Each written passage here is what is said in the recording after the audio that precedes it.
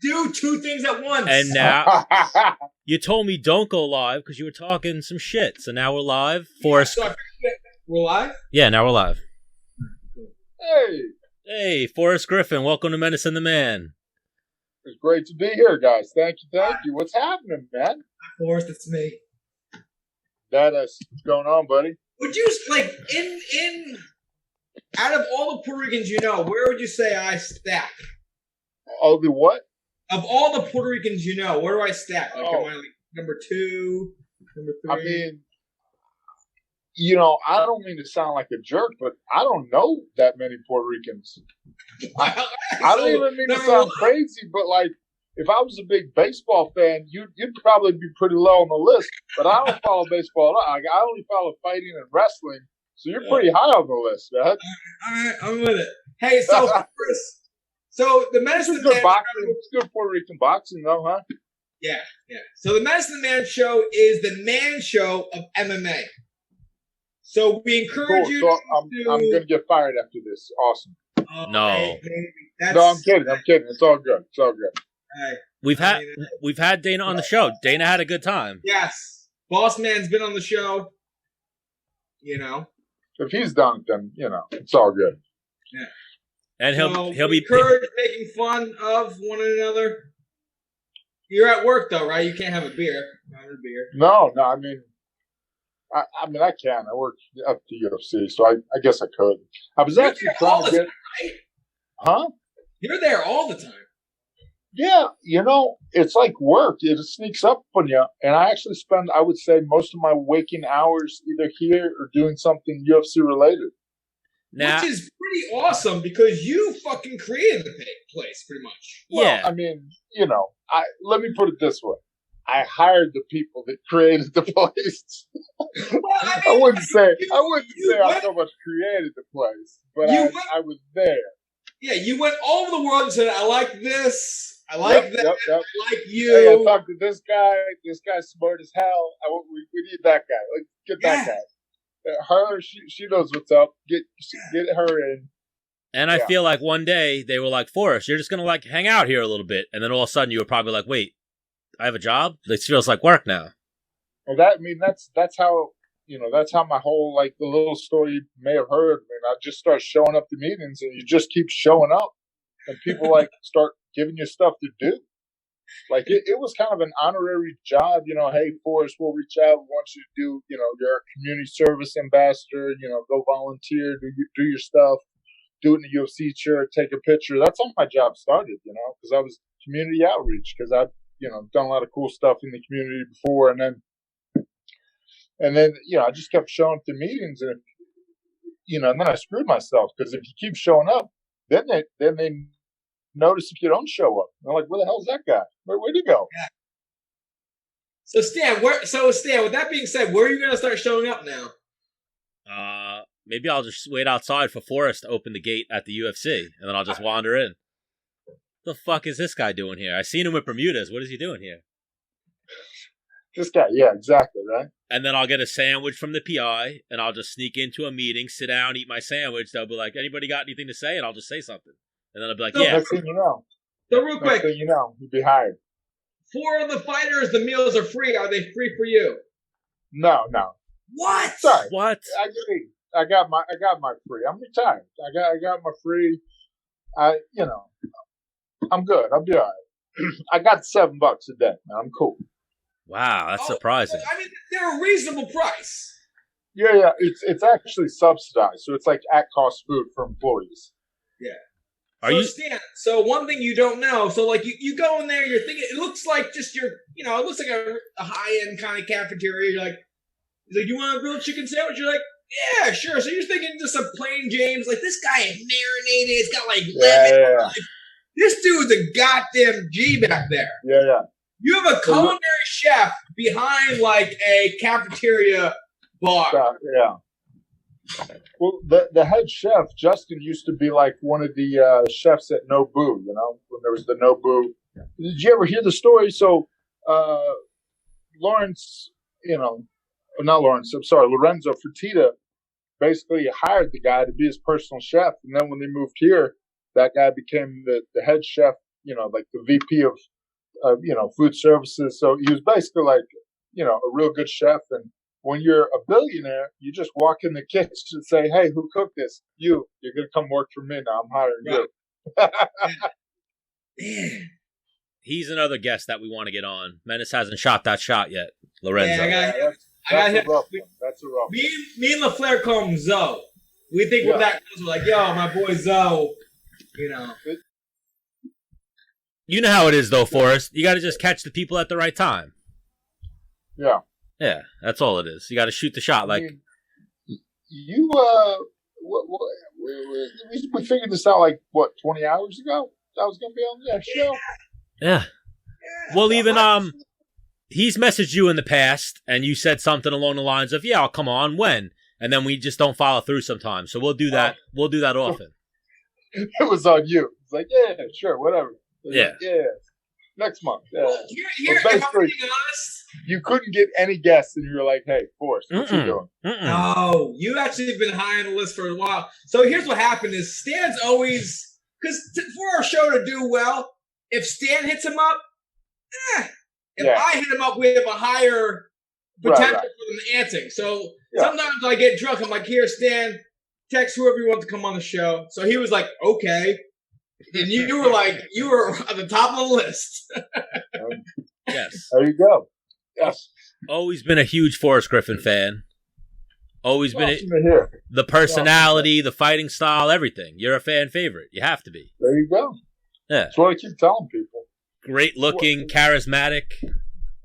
Yeah. So let's not. Now you've gone too far. Now it's not realistic. Now people aren't going to buy it. No, I think that, like we always talk about it, like don't count the looks department. You got the mouthpiece. You got the charm. It goes far.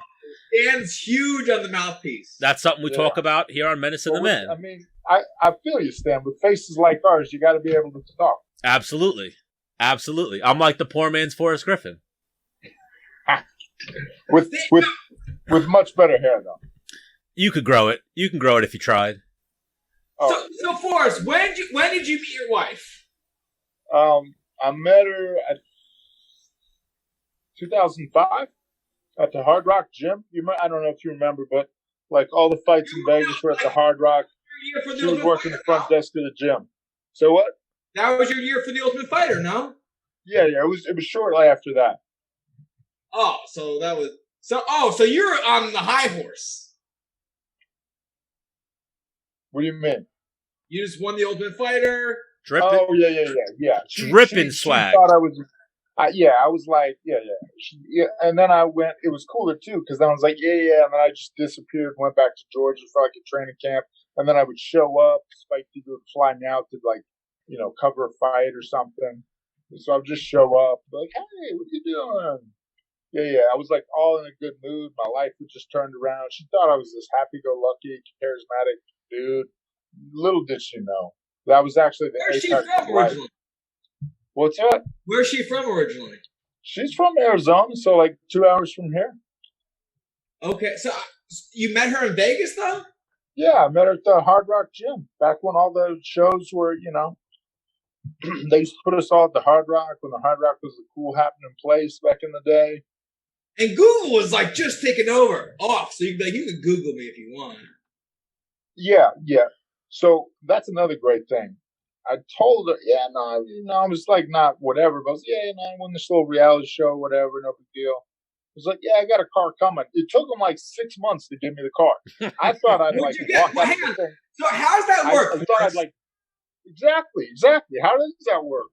They were like, yeah, we got this car, blah, blah, blah, contact this dealership, whatever. And the car was in Atlanta too. And I was like, well, but I'm in Vegas now. Need a car here, Anyway, it took them 6 months to give me the car.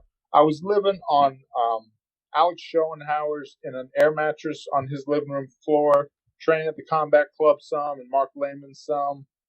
Yeah, I was living a good life. And she met me and she was like, this loser. I'm going to throw all my chips in. Oh, you want a show? Yeah.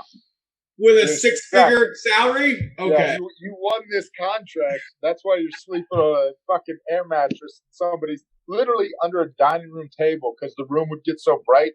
So I put the head of the air mattress under the dining room table and put blankets all over it. Like did Google save you? Like a fucking kid sport. I don't know. She had, if she got, like, any girl who gets into a guy and hears a few things, like, if they can look him up on Instagram now or Facebook then, they do that. Yeah. I mean, if she did, she'd have mentioned it to me. Oh. She definitely did. That's why you're still with her. Yeah. There you go. And she lived in Vegas. She definitely heard about that fight. You and Stephan Bonner. Yeah, well, I mean, she knew all the fighters just because we were all staying at the Hard Rock. Yeah, for all you know, she trapped you, and she was like, "That's the one I want." Oh, maybe she was playing dumb. It was because she worked the front desk, so you were always like, and I just kept bugging her, and then I would see her like working out after a shift, and I would just bug her, and I just started picking on her like you do in 5th grade. It works. It always does. Oh my god, works like a charm. Yeah. Yeah. That's why my game has never evolved from 5th grade. It's like, why would you quit doing something that's so successful? Yeah. No, but I was talking about today, like, the great thing I have going for me is that, like, women that like me, I'm not like, they only like me because I'm a good husband and family man. So it's like, there's nothing there, It's a good situation to be. What's that? Forbidden fruit theory? Say it again. Forbidden fruit theory. No. But it's like, oh yeah, you're a good guy. So it's like, I really don't. I just don't have that vibe that like walk around with you. I don't know. Maybe it's the facial hair. I feel like you're going to bring the other type of women out. Ooh. But I could be wrong. I don't know. Well, hang on, Forrest. I'm pretty short. 5'6". Women like but guys that are over 6 foot. Menace has a 6'2" personality. We'll give him that. Exactly. That's what I would say. Yeah. He carries himself well. Especially if I've been hammering back. Forrest, you drink beer, right? You're a man's man. Oh yeah, I drink. What's your go-to though? If you're gonna have a few drinks. I mean, I don't even sound like an asshole, but right now I'm in the Modelo phase. So it's UFC beer, right? Well, check this out. Before, when it was Bud Light, I fucking hate Bud Light, but Stella was in the Bud Light family. So I used to drink Stella, and then when they went to Modelo, I now drink Modelo, and I'm trying to get, this is no shit, I'm trying to get a keg and tap, Modelo tap in my office. Who have you? Come on, that would be like $5. Okay. Modelo's force office. Oh my god, have you spoken to anyone about it? I would think that thing. Hang on. Yeah, people at Forrest, pause right here. Stan. Pause right here. We're gonna clip that. We're gonna tag Modelo. We're gonna make it happen. Yeah, that's an infomercial right there. I think we can do this. I think we can do this. Hey, team. It's like Zappos or Google. They try to make it cool to work around here. There's no reason why people can't have a kegerator in their office. Yeah. Listen. So Stan's been coming over my house. We've been working on my deck. I am way more productive while sipping a few beers back. Well, the work doesn't seem as like it sucks less. It's less tedious. Yeah. Yeah. Yeah, for sure. Oh yeah. Obviously, if you're going to train people or train with people, you're not going to knock down drinks. But no. Although but that's not in your job description, right? No, not really. I'm pretty hands off. But when I was coaching the season 3 of the TUF Latin America in Argentina, wine is the same as water or like soda when you get lunch. So I would always have like 2 glasses of wine at lunch. Soda? Before the second practice. For 28 days straight I did that. It didn't bother me at all. I felt fine. You thought it was soda though? What's that? You thought it was soda, or you're just like, No. I was like, wait, hold on. It comes with a drink. The drink can be water, wine, or soda. I got the wine. Yeah. I got the wine. It's like the wine in Argentina is cheaper or the same price as soda. Wow. It's amazing. But it's like organic and awesome. No, it's like No, it's great. Top It's of the great line.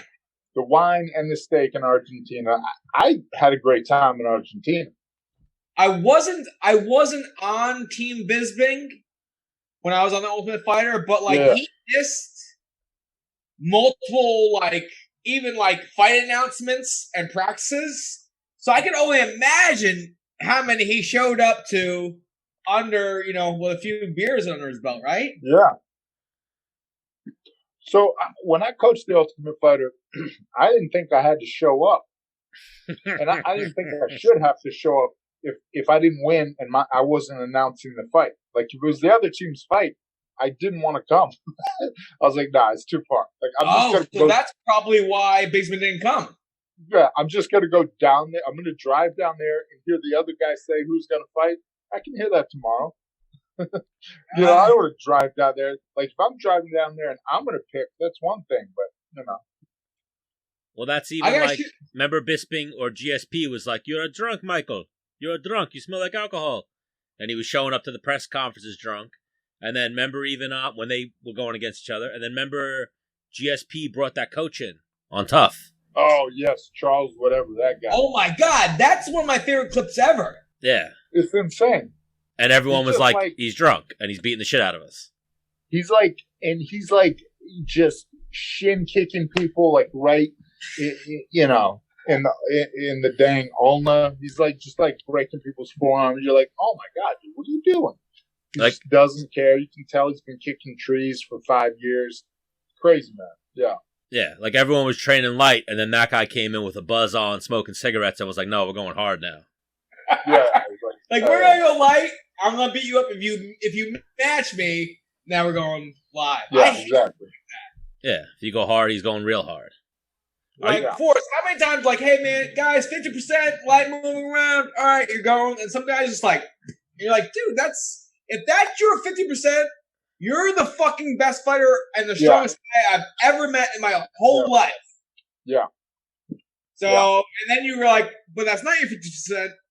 Now I gotta fuck you up. Yeah. That's one of the many problems with sparring. And you know what's funny? That's actually what I spend a lot of my time thinking about, problems like that, how to solve that, how to get the most out of sparring, how much time between sparring sessions, exactly how much, what does that partner ratio look like? How can you take the competitiveness out of a practice? So for me, I'll set it up to where you might spar with two different people that are at your same level. So I'll go a minute or two with this guy, a minute or two with this guy. But then you need to know that the next round, it's going to be you, that has to go with these two people. So don't try and crush each other. Work in that technique. You know what I'm saying? Yeah. When I would teach at Long Island MMA, I would do some drills where all right, one guy's on complete defense. He's only blocking, he's only slipping and dipping and moving. The other guy's on offense. You're just trying to, don't march him down. Actually fight him like it's a real fight, right? Yeah. And I was remember, it's going to switch. Yes. So if you're a douchebag and you're pounding this guy, it's going to go the opposite direction. And if I feel like you're being a douche and you're a better fighter, I'm going to come up and blast you, just so you know that. So keep that in the back of their heads too. But over the years, I just found certain guys that I could, Aljamain Sterling, me and him could move light with 4-ounce gloves, live sparring, but very light touches, live takedowns, the whole nine, check the ego. Chris Wade, same thing. I probably can't say the same for Ryan LaFleur. If I started getting into a little bit better than him, I might start getting hit harder. Gregory Gillespie's in the similar ballpark. But I just picked my guys who I know me and you can get a really good work. Yeah. The other side of that is, and then I had to look at myself a couple of times, if you're wow, everybody's an asshole, maybe you're the asshole, right? That is I keep getting in fights with all my sparring. The common factor here is me.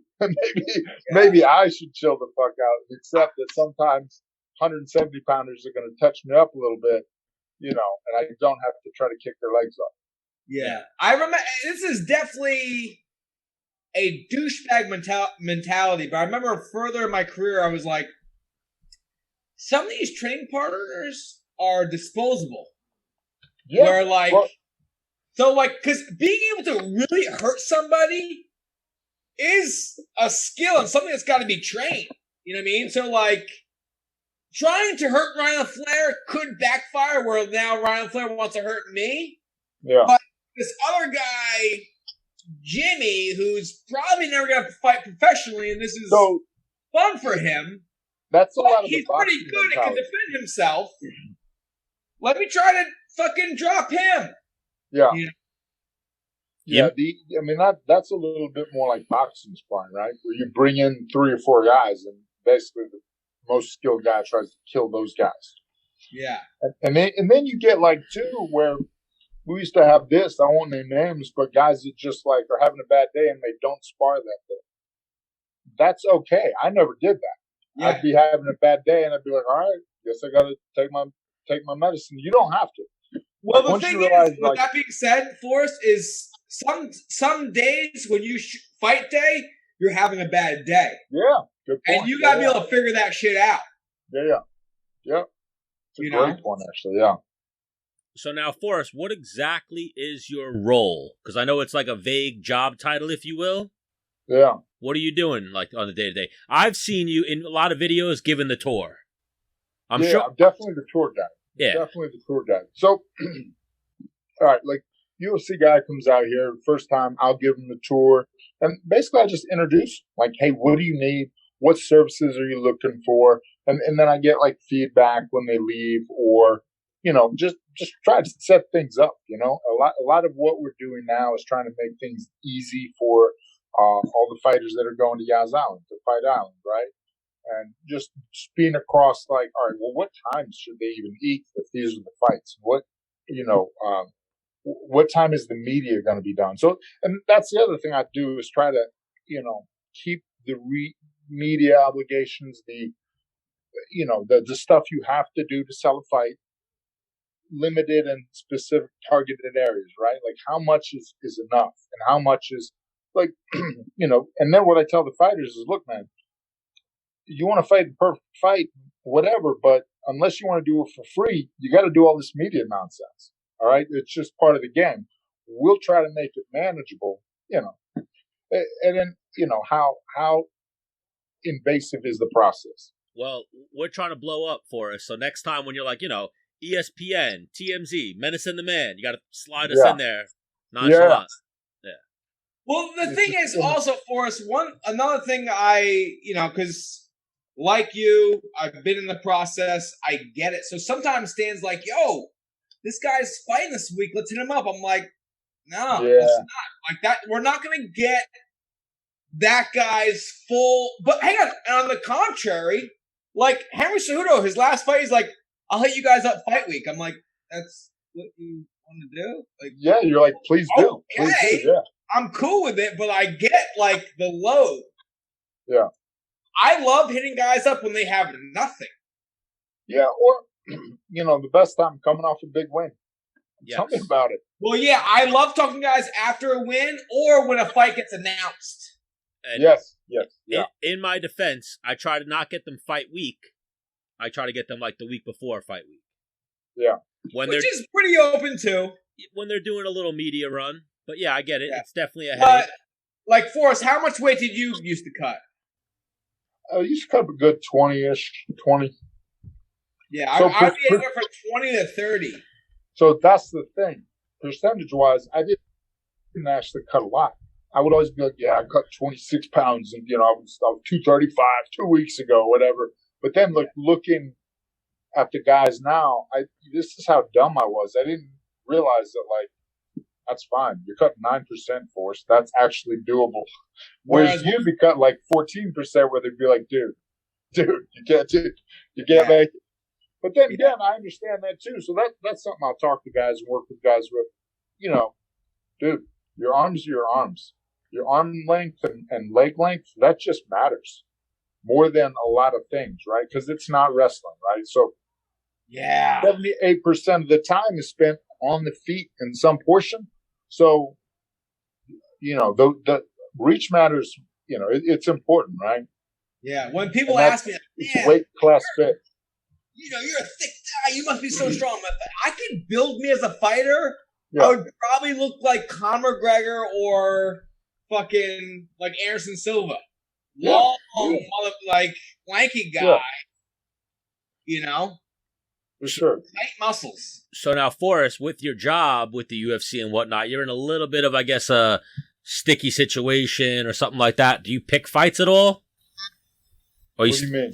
Like Usman, Gilbert Burns. Who do you think's going to win? Oh, yeah, no, I don't really. I don't pick fights. And, I act like I do, but then I just say the things you already know. Yeah. About the wrestling, but the jiu-jitsu, will that nullify the wrestling? Like, he's Brazilian. He's Nigerian. They're going to fight. Yeah. Just very obvious things, right? Yeah. So, I act like I'm picking a fight, but I never tell you anything you don't know. All right. I just always like to... Do you watch every single fight? I've seen every fight this year and last year. Yeah. Every UFC fight for sure. Stan, do you see that? Yes, Forrest is blowing up is what that is. Oh, okay. Yeah. People call him. Sorry, yeah. Are you at work right now, technically?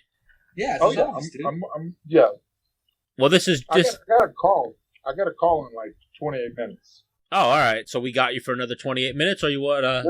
No, I'm fine. So I'm prepared. So we finally got my message went well, I guess, and I said, can Aaron Pico come on Zoom? So I sent Aaron Pico the Zoom link. If Aaron Pico jumps on, you want to stay on with us? No. I'll jump. I'll split. You guys are tired of me. I get it. It's cool. No, You're not. No, not at all. I love the co-host. We love to have. Real quick, how awesome were those last fights? Amazing. That's my fight of the year. And I've looked. I was paying attention. I looked at the others. There's some great fights, but I feel like there was more damage in the Poirier Hooker fight than in the Weili Zhang fight. And then I feel like other than the one shot that knocked Gaethje down, Gaethje kind of was winning that fight too much. It wasn't as competitive. Whereas Hooker won the first 2 rounds of this fight. Yeah. And then Poirier had to come, like going into round 5, it was still like, it was 2 apiece. Yeah. Yeah. And it was tough. The Weili, yeah. And the Weili fight was that was super close too. But going to the 4th, I didn't know if it was 3-1 Hooker or 2-2 Dustin. I saw the stats and I was like, oh, damn, it was definitely Dustin, It's so funny, though, that, the judges don't see the stats. Right. And then intuitively, we don't always know the stats. Like, even us. Like, we watch tons of fights. We should know. Yeah. The other thing I'll say is, if you remember the first pay-per-view they did at the Apex, DC was like, where are my stats? Where are my stats? Do you remember that? He was like calling on the truck, and they were like, "Oh, we don't have the stats yet." Oh my god! And then this last one or 2 ago, he was like, "Oh, we got the stats, thank God." Like, they don't know without looking at the stats. And these are people that call fights professionally, And so, you're so involved. Hang on, Stan. I gotta cut you off, Stan, because you're fatter than me. Anyways, so Forrest, you're so involved in the fighter preparation, everything, getting them to be at their elite. What are your thoughts on when they're actually competing in terms of, like, who fucking won the fight and how things should be called? Like, should judges see stats? Should there be more judges? Be open scoring? Like open scoring. 100% open scoring, yeah. Well, I'll tell you something. That Max R fight, the kid that quit on the stool, I think if you show Rob that he's down 2 rounds, Rob's like, all right, that last round was 10-8. Oh, okay. So I thought Max, that kid, could have still won that fight. So I thought it was crazy that he quit. I didn't realize that it was a 10-8 round. And looking back, it is the correct 10-8 round scoring on that second round of that fight. But I didn't realize that did. Only one judge is giving him the first round. I thought he won the first round, and I thought the other team won the second round by a large margin. Well, wait. I'm sorry to interrupt. Rounds. Forrest, you're a legend. Do the Irish exit whenever you want to. You know the. Okay. But we want you to. I still want you to finish exactly what you're saying. And we want you to stick around. I just don't want to leave Pico in there in case he disappears on us. Yeah. Well, let's. I was just saying, open scoring. It might stop some of those where people call for the corners to stop the fights. Like Anthony Smith. Yeah, right. I think Anthony Smith should have. I was like, why didn't his there's no way he can win, especially when he was on the ground. Now that's the thing is, when was the last time you saw a corner throw in the towel? It's a pride thing for the corner. I feel which which is crazy. Like, trust me, man. If I'm cornering people, I'm throwing towels at them. Because the thing is Stan, who are we talking about? I forget who we're talking about. Anthony, it might have been even Anthony. Is Anthony their biggest guy, their only guy? Anthony who? Smith. Oh yeah, he might be their biggest guy. Which fight were we watching? We were like, dude, this is their only guy. That's why they're like, oh no, against Amanda Nunes. All right, here. Wait, Menace. Aaron Pico, welcome to Menace and the Man. What's happening? Sorry, guys. I was having some trouble with my stuff, so I didn't know if I was in or not. But you're straight, Aaron. You're in. Right. You're in. We didn't want to lose you. We're just right now. We're talking to Forrest Griffin about how the towel. Ironically, what's up? Just thrown in the towel. Ironically, just fights that maybe should have been stopped, where the corner. Well, we're talking about the outcome was determined. The Max Rohskopf situation. Well, we were talking about how judges' fights should be scored. Should there be more judges? Should there be the scorecard after every round? And then we started getting into throwing in the open scoring. Yeah. No, I hear. Yeah, it's interesting. There's so many different people's ideas. I don't know. For example, that one fight that the coach was pushing the guy to fight. I think sometimes as a coach you got to push your fighter a little bit, to go in there. But I don't know what the right answer is, because everybody's a fine line. If the guy doesn't want to fight, then it's you don't want him to fight. But then if he's able to win, if you push him and then he wins, you're oh, thank you for pushing me. So it's kind of it's a weird thing. Yeah, but the thing is all of us are fighters. We've all been there when the goings got tough, and we didn't need anybody else to be dude, you need to do this. We're all no, I'll die here. I don't give a fuck. So for a fighter to be I had enough. So yeah, I'll be mad at you later. You're an asshole, but yeah. Well, here's what I would say, guys. I would say you don't ever want the fighter to get that far where they say mentally, I've had enough. I want to stop. You want to stop it when that's happening, and don't make them say it out loud. Does that make sense? But that guy won the first round, no? I thought so, yeah. It was 1-1. It was 1-1. But the second round was 10-8.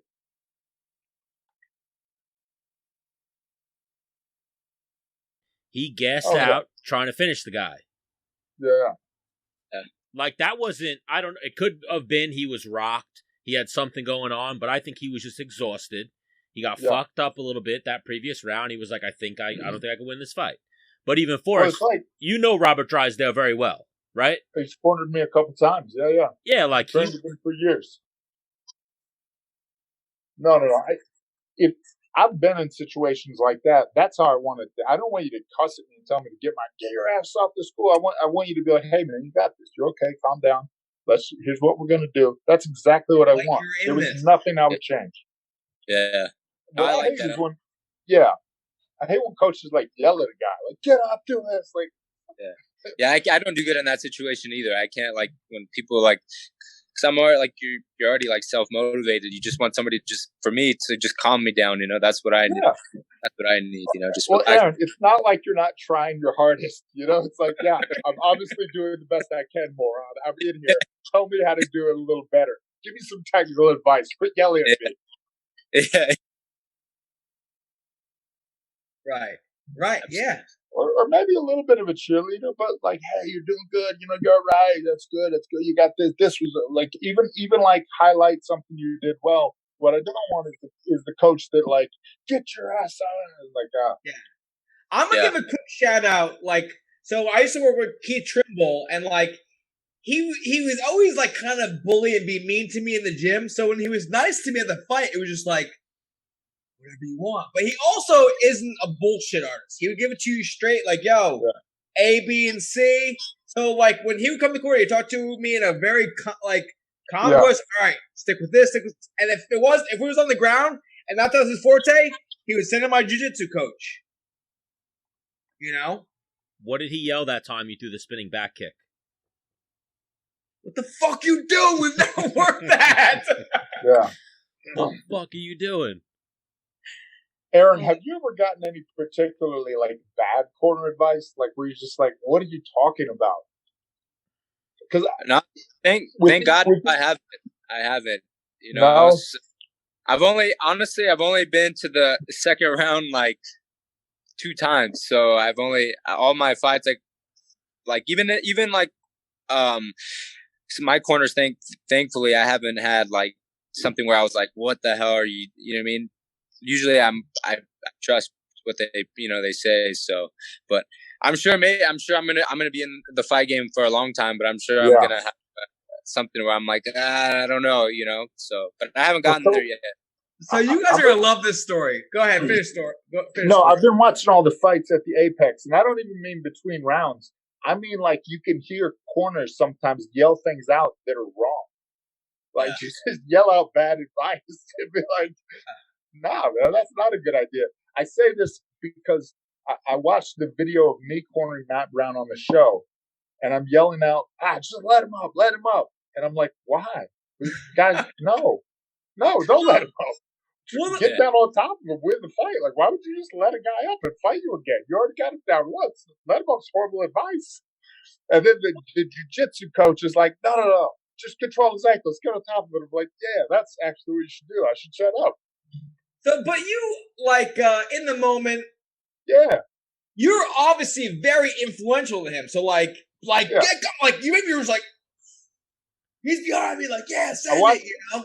Like, knock him out, you know? But, like, my jiu-jitsu coach knows a lot about jiu-jitsu, not as much as about wrestling as I do. So I'll say wrestling things, and he'll just start yelling when I'm yelling. If it's a wrestling aspect, you know? But real quick, for everybody in here, I think you guys will love this. So, I was already in the UFC. Aaron Pico was a junior in high school, wrestling Russia's, like, #1 guy, right? So I'm sitting there with my, like, college in Albany. Aaron, do you remember that? I remember, yeah, for sure I do. So I'm like, this kid's, like, essentially a boy. And he just toyed this fucking dude from Russia who's like #1, right? So me and my college wrestling coach, he was there. We start bullshitting, you know. He's like, I think he's actually like a boxer too. I think he's like a Golden Gloves like champion. I'm like, what? He's like, yeah, I think he was getting the MMA after wrestling. I was like, what? Like, no chance. Do I want to fight that guy? He because the only way in my head how I could win MMA matches is like with my wrestling. So how do I beat a better wrestler who's probably a better boxer too? So then when I saw you were getting into MMA and you went to Bellator, I was like, that's good. Now I remember that was a good match. I was. Yeah, it was like USA versus Russia in Albany. That was a good match for me for sure, against a high level guy for sure. Ameev. What? Real quick, why'd you get into MMA versus wrestling? I've always liked MMA. I started boxing like when I was like 10, and I did that for like 2 years just straight. I originally just wanted to go into straight boxing. I was like, I love wrestling, but I love boxing a little more. But then I met my coach, Valentin, and I started traveling the world and stuff like that. And I was like, I've done some pancreation things and stuff, but I was like, I got to give MMA a try. And then as soon as I started doing it, I just fell in love with it. So Yeah, I like wrestling. I love wrestling. Actually, I don't like it. I love it. It's who I am, and it's made me. But I have a very very deep passion for fighting too. So, and you can make money. You can make money fighting, and I want to make money. I want to be. Yeah. I like things like that, and that requires you to make money. So, yeah, that's the reason why I got into it for sure. Like Forrest, have you ever seen this guy wrestle? Yeah, I have. So yeah, Dwayne Zinkin told me about this kid years ago. He was like, "Hey, you got to check this kid out," and I was like, "Oh, okay." But Dwayne's like, any good wrestler, he's just got a hard on for it. Right. He's always like, "This guy is amazing." Oh, okay. Yeah.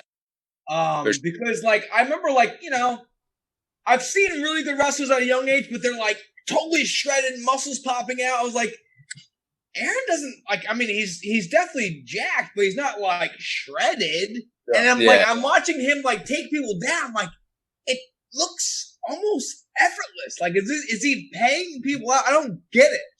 Like, for me, when I would take some down, you see just look at my fights, my face would be fucking, gripping, popping out of your head. Yeah, veins are popping out. He's like, whoop.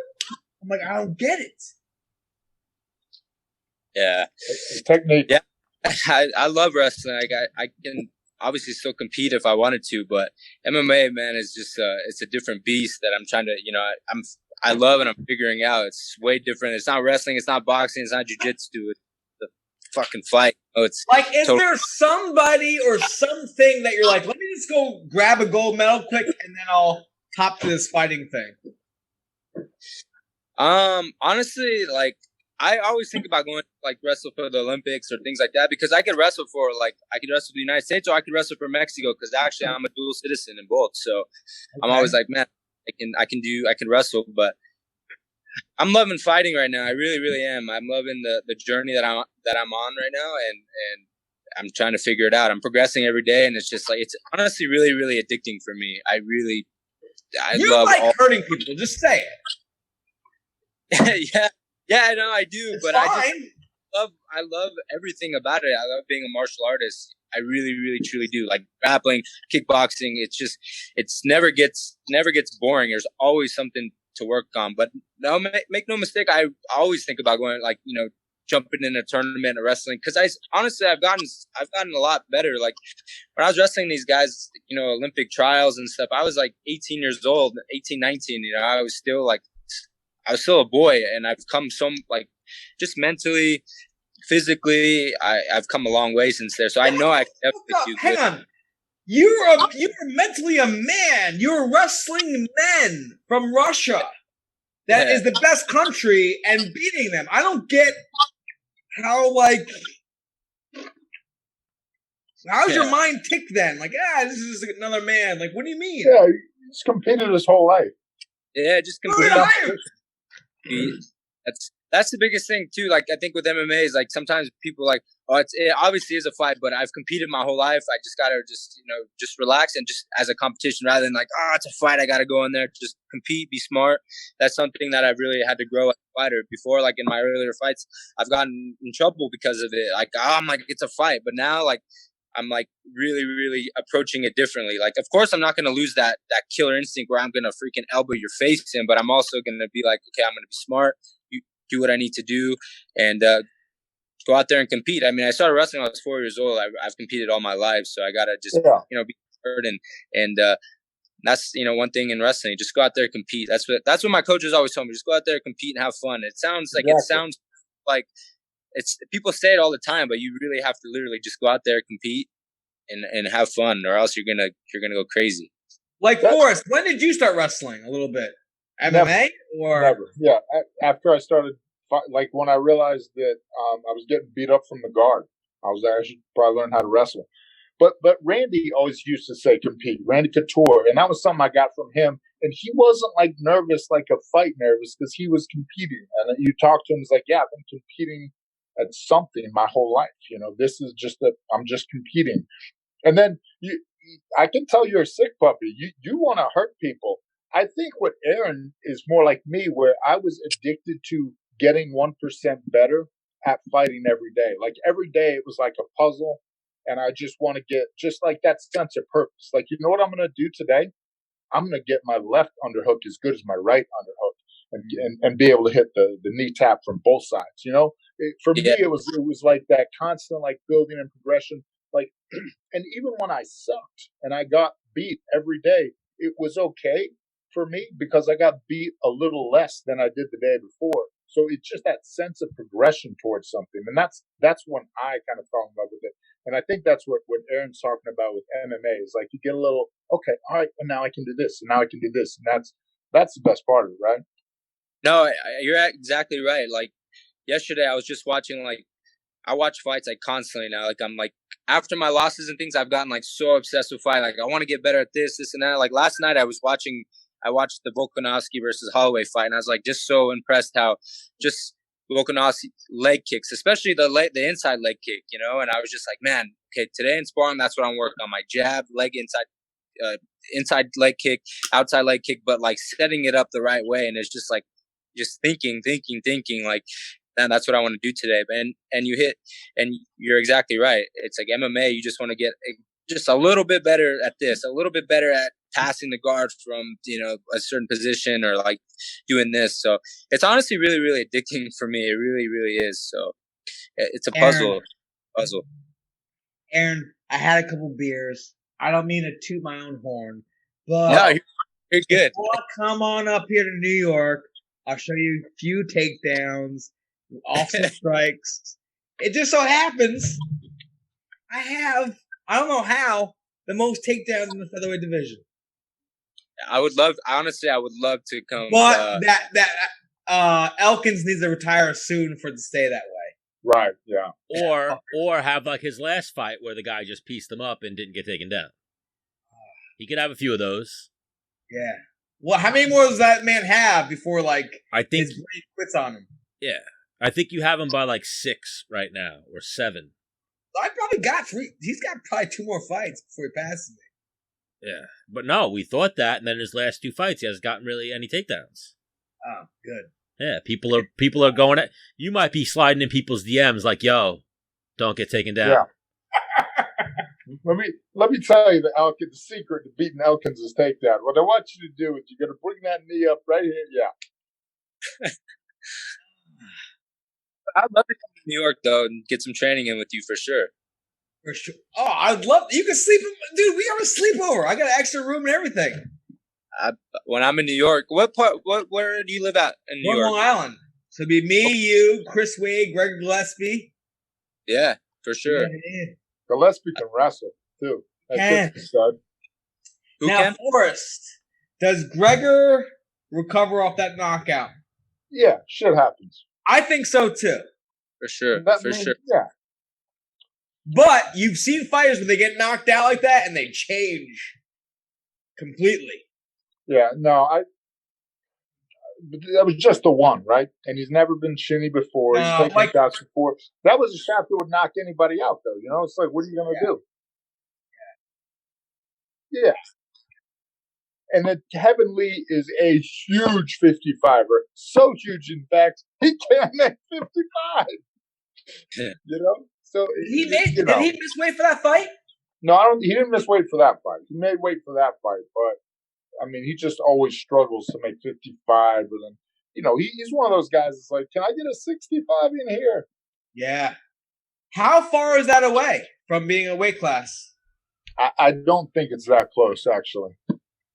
You got to write the memo for us and just slide it. But what are your thoughts on it? When they're in a meeting, they'll just pick up a paper and be like, Forrest Griffin. My thought is, let's look at the average size human being. The average in shape American is somewhere between 55 and 70, right? So if you look at the 2 deepest brackets, it's 55 and 70, right? Those are the 2 biggest weight. You would say it's deeper than 45? What's that? You'd say it's deeper than 45? There's more people in 70 and 55 than in 145. Okay. It's a pretty fair amount, too. Those 2 actually switch off either year on which has the most fighters and fights. Like, Aaron, what do you walk around at? Me? Yeah. What do I? Oh, this morning I can give you exact. This morning I was 165.4. Okay. You fight at About perfect.